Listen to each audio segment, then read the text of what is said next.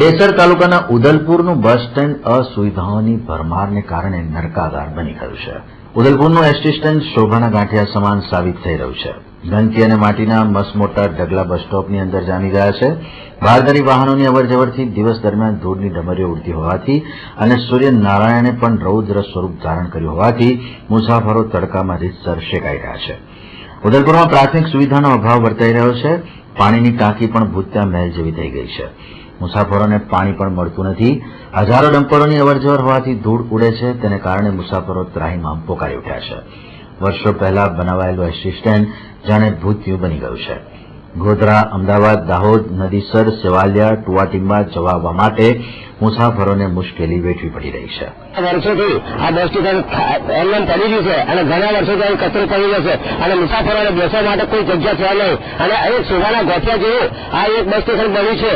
અહીંયા મુસાફરોને તાપની અંદર બેસવાની સગવડ છે નહીં અને અહીંયા પાણીની તરફ છે એ પણ એક શોભાના ગાંઠિયા જેવી છે. અહીં પણ પાણી બંધ છે અત્યાર સુધી અને ઘણા સમયથી આ બસ સ્ટેશન બંધ છે અને કચરો પણ જેવો બસ સ્ટેશન તૂટી ગયું છે. માટે તમે અહીંયા કંઈક વ્યવસ્થા મુસાફરોને બેસવા માટે સગવડ કરો. બેસવામાં બહુ તકલીફ પડે. બહારના છોકરાઓ બોકરાઓ હોય એના હિસાબે કાપો મુસાફરો હર કોઈ બસ સ્ટેન્ડ છે પણ એનું કોઈ આવ્યું જ નહીં.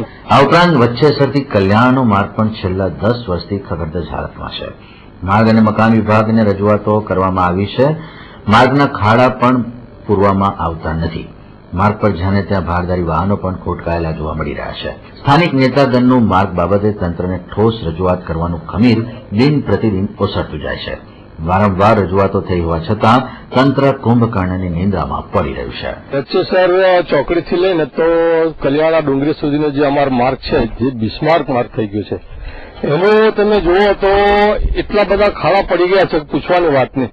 કોઈને અહીંયાથી જવું હોય તો વિચાર કરવો પડે. બાઇકોને મોટા સાધનોને દરેક માણસોને અહીંયા તકલીફ છે. 15 વર્ષથી એક ને એક આ વસ્તુ છે કે એનું કોઈ નિરાકરણ જ લાવતું નથી. અહીંયાથી જે સંસદ સભ્ય રહી ચૂકેલા પ્રભાસિંહ ચૌહાણ અહીંયાથી જાય છે આવે છે એમને રસ્તો છે શું અત્યાર લગી કોઈ એનું કોઈ નિરાકરણ આવી નથી. આ નિરાકરણ ક્યારે આવશે એ કંઈ વિચારવા જેવું છે. અમે દિલ્હી નોકરી જોઈએ બાઇક લઈને તો બી શરમ આવવાને ચોમાસામાં તો બાઇક ક્યારે કાઢવી જ તકલીફ છે.